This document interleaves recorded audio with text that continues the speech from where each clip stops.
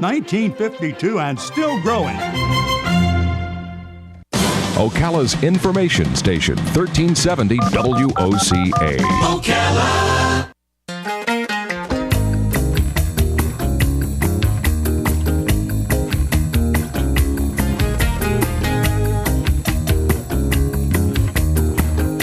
All right, 25 minutes before 10 o'clock. Thank you for tuning in this Thursday morning. We are looking forward to this next interview, and we have been ever since finding out that it was scheduled. If you are still listening after the last half hour with veterans news, and you've always been interested in veteran-related issues, you will love this story. If you've ever had any interest at all in America's history, especially the World War II part of our history, you'll love this next interview. And if you're just simply interested in a great story, you'll love this next interview. Tim Townsend is going to tell us about this. He is a journalist, a three-time winner of the Religion Reporter of the Year Award by Religion Newswriter Association. He's a contributor to the St. Louis Post-Dispatch, and forgive me if it should be Louis. He also contributes to the Wall Street Journal, the New York Times, Rolling Stones. He's got a book, and this is what we want to focus on. It's called Mission at Nuremberg, an American Army chaplain and the trial of the Nazis. And I believe the chaplain was 50 years old when he decided he was going to be a chaplain with the Army. And I'm saying that reluctantly because I may have some of my memory serving me poorly. Let's say good morning to Tim Townsend and get the whole story here. Tim Townsend, good morning, Tim. Hi, Larry. Thanks for having me. Oh, thank you so much for being on the air with us. Where are you right now? I'm in Washington, D.C. Okay. This is the story of who? Is it Henry Garrick? Garricky, yeah. Rhymes with Cherokee. Okay. How did you find out about him? Well, I was doing a story when I was a reporter at the St. Louis Post-Dispatch.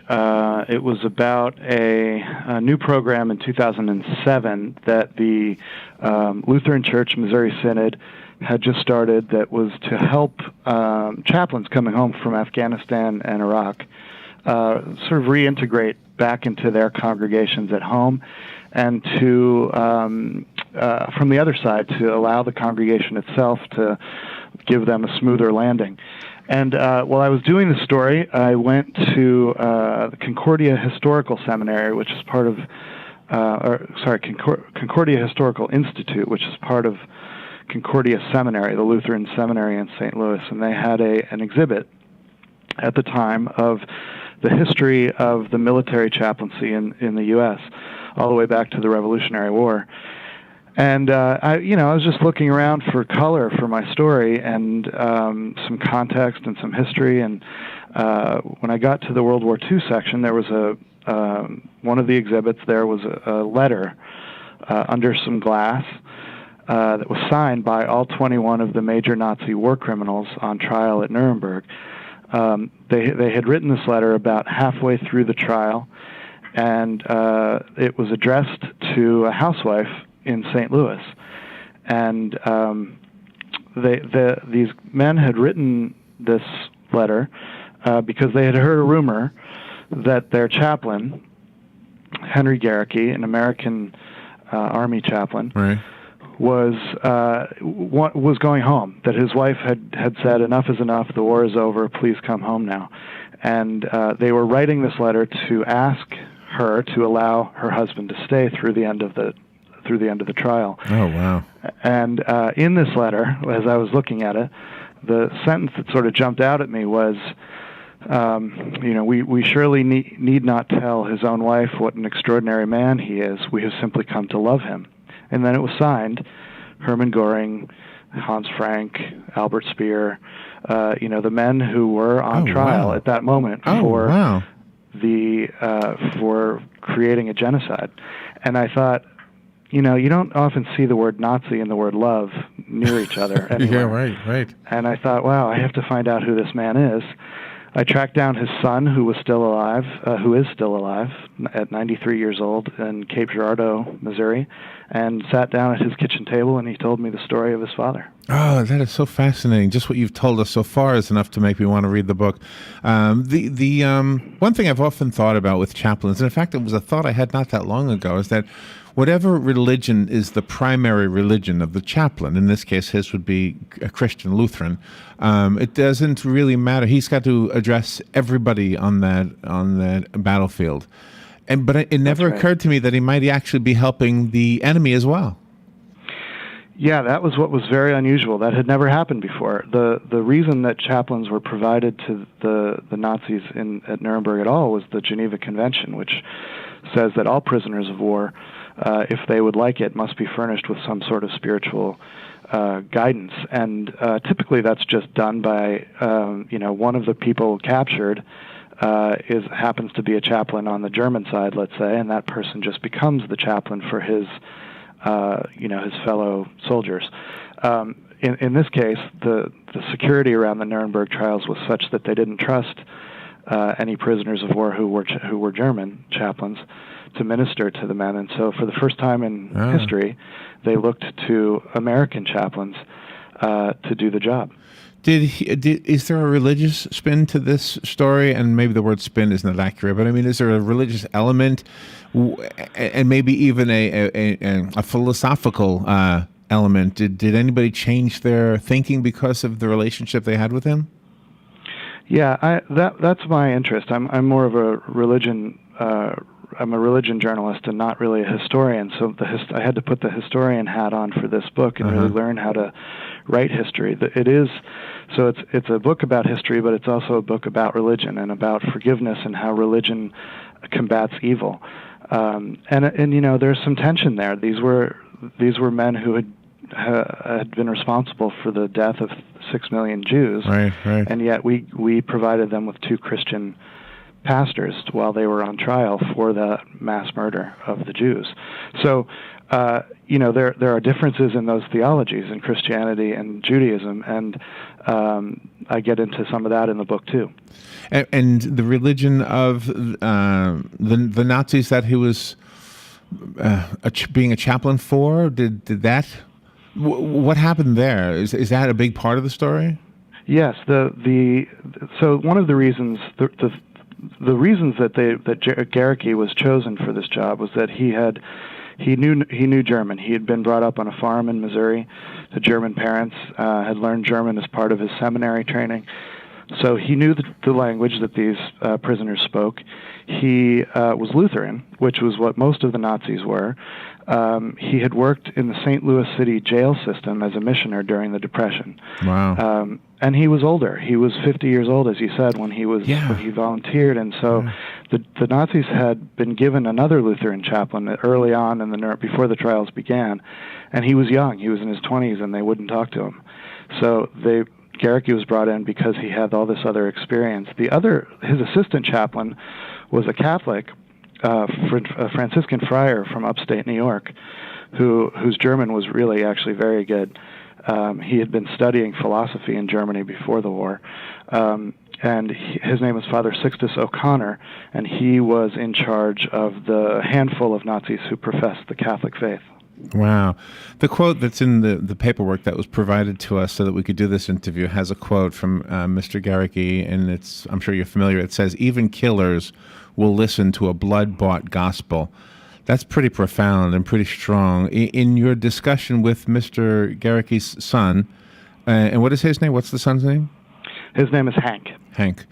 Oh, so he was a junior? Henry Jr.? He was. He was his eldest son. He was fighting. He and his younger brother were fighting in the war when their father volunteered to be a chaplain. They were already over in Europe, and so they actually saw each other during the war, and Hank went to visit his father at Nuremberg and down in the prison. My goodness.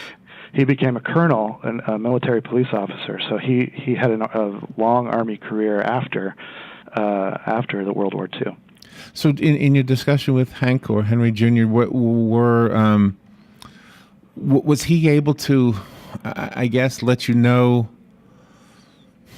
how do I ask this question? I mean, how do we know the heartfelt convictions of somebody who's had their heart changed? But was he able to convey that? Did that actually happen? That's a really good question. That's one of the big issues. Do these men actually come to believe what Gericke and O'Connor are professing, or are they just trying to get out of their cell once a week and go to a chapel and sing hymns? But both of these men took their jobs at Nuremberg very seriously, and they were very hard to convince that they took a long time with these men before they allowed them to take communion, say. So, and Gericke knew that, some of these guys were trying to pull one over. He believed that in the end, by the end of the trial, by the executions, 8 of the Nazis who he was in charge of had made some sort of conversion back to Christianity. 4 of those were eventually executed. And O'Connor too believed that he had brought a couple of his charges back to the Catholic Church. As to whether there's a big scene in the book where Hermann Göring, Hitler's number 2, and Gericke had a long, interesting relationship, talking really about theology during the course of the year. But Göring would never completely come all the way back to what Gericke believed was a position where he would be saved by Christ. And so he was on the last night, on the executions, the night of the executions, he asked Gericke for communion, and Gericke believed that he was asking for communion as a sort of just in case this whole Christian thing was real. Wow. Gericke didn't believe that he really that Göring was a Christian at that point, and so he denied him the sacrament. Really? Oh my goodness! And 2 hours later was the first one to his bedside when Göring swallowed a cyanide pill and committed suicide. It has always boggled my mind that these men could be so horrendous. They could kill children and adults without batting an eye, yet they all seem to have families and children of their own. I mean, I just don't understand how they could separate the horrendous acts that they're doing on somebody else's child without any thought that it could happen to their own. Yeah, and it's one of the things that both of these chaplains were criticized for later. They had relationships with the families of these Nazis. So they were the ones that petitioned the justices at Nuremberg to allow the wives and children of the condemned men to come and say goodbye and visit with their parents, and the judges allowed that because the chaplains pressed them on it. Both of these men continued relationships with the wives and children after the war, writing letters to them, sending care packages to them, and there are a lot of people who would say that that's going a step too far. That it's fine to try to minister to these men and to try to save their souls, but to continue a relationship with a lot of these. I mean, the children are one thing, but I think a lot of the wives did know what was going on. A lot of the Nazi wives. So I mean, there's some questions there and some tension between what they did. Was it all good? Why did we do this, and why did they agree to do this kind of job? Wow, it is just another example of how God's grace and God's mercy is greater than mine will ever be. I could never. I mean, just the idea, and Mr. Gericke probably also would have more mercy and more grace than I ever could muster up, I guess. Can I ask you a question, just simply because you would be the expert to ask this question of, it's kind of a little bit of an aside from the topic. And by the way, for those just tuning in, Tim Townsend is our guest. His book is called Mission at Nuremberg, an American Army chaplain and the trial of the Nazis. It's a fascinating story. I hope you have heard the first part of this. If not, get the book. But I wanted to ask you something about Hitler in general and about the swastika and the whole appearance that Hitler was trying to make himself out to be a god, similar to the way Napoleon and other leaders had done in the past. And with the swastika, we've heard, I've never known if this was true, that it was a broken cross, which is how Hitler decided to use that as his symbol. Any of that true? Did the people who really adhered to Hitler's philosophy, the final solution or whatever it was called, did they really believe he was sent by God or was God?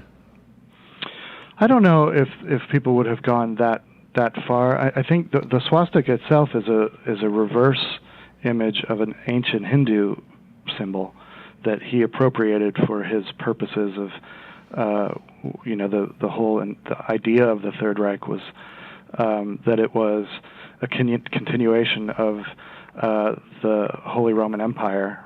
And so, but Hitler did have excellent stagecraft. He knew that if he placed himself, there are images, propaganda images at the U.S. Holocaust Museum that you can see where, these kind of flags that were designed where Hitler's head is up there and the Holy Spirit is coming and sort of descending on him with an olive branch. And Nuremberg itself was set up. Nuremberg was the site of Hitler's massive rallies that he would have, and he constructed a lot of these sites around Nuremberg to have kind of this religious, divine feel to them. They were sort of outside churches in a way, with lots of candles and lights, and there was this feeling of divinity attached to him, but it was never said overtly. I think it was kind of a little bit of an understood thing that Hitler, wasn't a god, but was to be looked up to in a way that gods might be. I don't know much about the judicial system as it was back then. Were these trials with just a judge, or did they have a jury as well? No, the way that this was set up, it was the four Allied powers, and each of them had a judge and a backup judge, essentially. So the U.S., the U.K., France, and Russia each had one justice, and then four alternate justices, and they were on a bench. When it's a regular courtroom, it's courtroom 600 in Nuremberg. It's still there.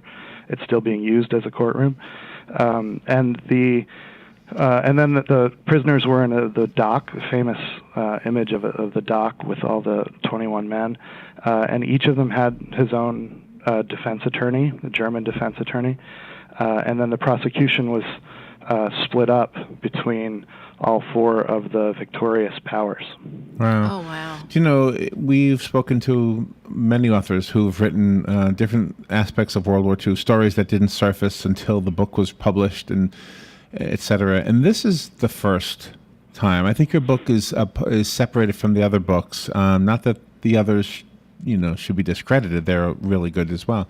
But I think yours stands out for this one reason, at least for me personally. And I'm saying this because I'm wondering if this is the intent. It illustrates that the worst among us, and clearly we could argue that the Nazis, especially those that were on trial at Nuremberg, were the worst.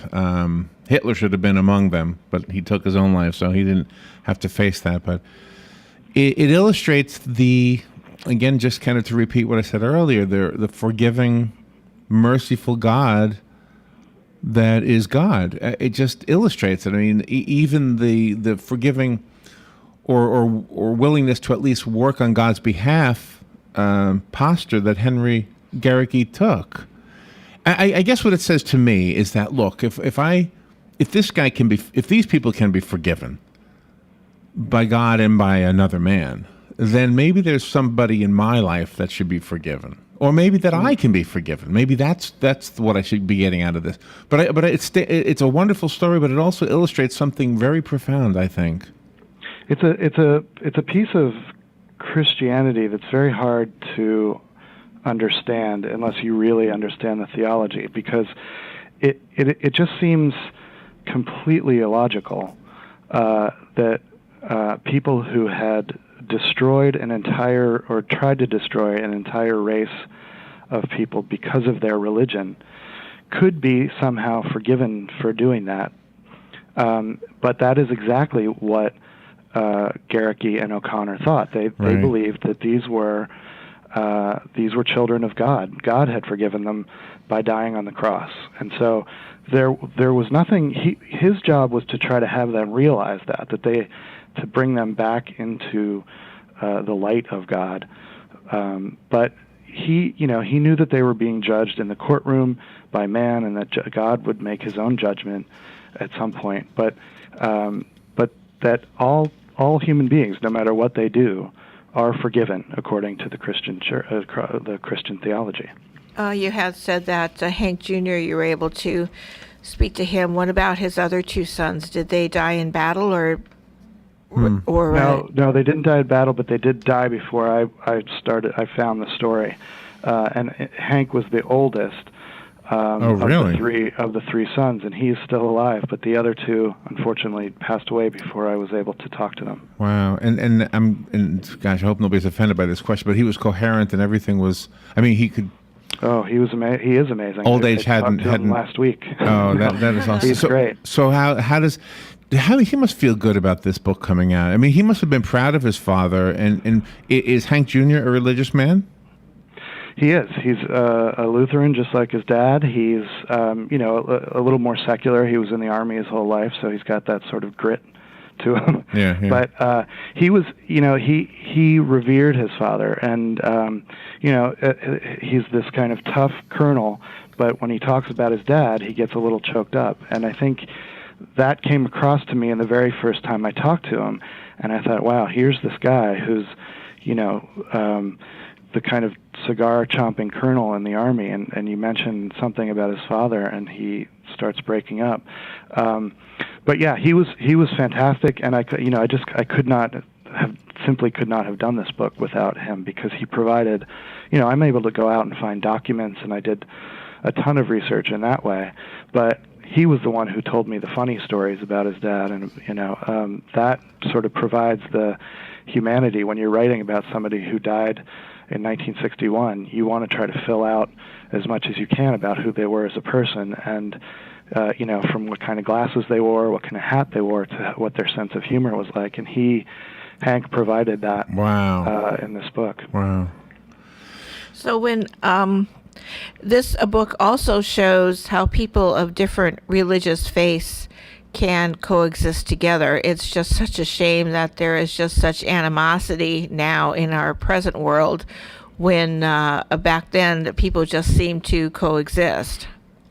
Well, interestingly, this was what O'Connor and Garricky did was, very controversial even then. When Garricky wrote about this after he came home, Oh, really? He wrote about an article in the Saturday Evening Post, and it didn't go into that much detail. He never talked about what happened in the confessional, even to his sons. He would never tell them what was said, but he could talk about his experience and what these men were like, and he did that, and talked about meeting them for the first time, and that he shook their hands, that he thought in order to do his job he needed for them to like him. And he got a lot of hate mail after that article came out, people calling him an anti-Semite and a Nazi lover, which destroyed him, because during the war, when he was a hospital chaplain, he cared for, I think one of you guys said before, that when you're a chaplain for everybody, not just the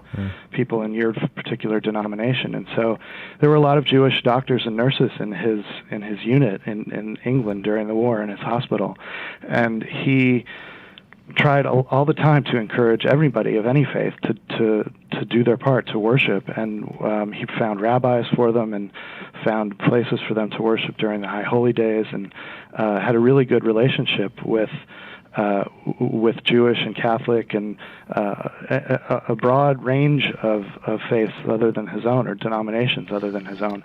And so when he was criticized and called an anti-Semite, it really killed him. And when he actually did die in 1961, 12 years after this article came out, his son Hank found those letters in a secret compartment in his desk.